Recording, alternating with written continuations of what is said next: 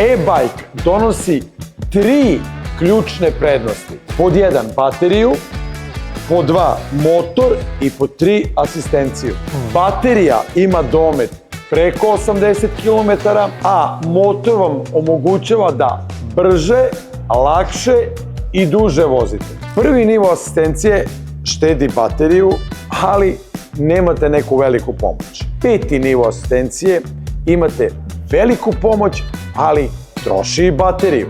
A ako želite da budete skroz u fitnessu, pa isključite asistenciju i vozite. Najveća prednost te bajka da možete ga vozite kao redovan bajk, znači bez asistencije, a s druge strane možete uz asistenciju da uživate u vožnji, a da se ne umorite. I da imate medicinski benefit od toga. Napiši nam u kojem stepenu ti voziš.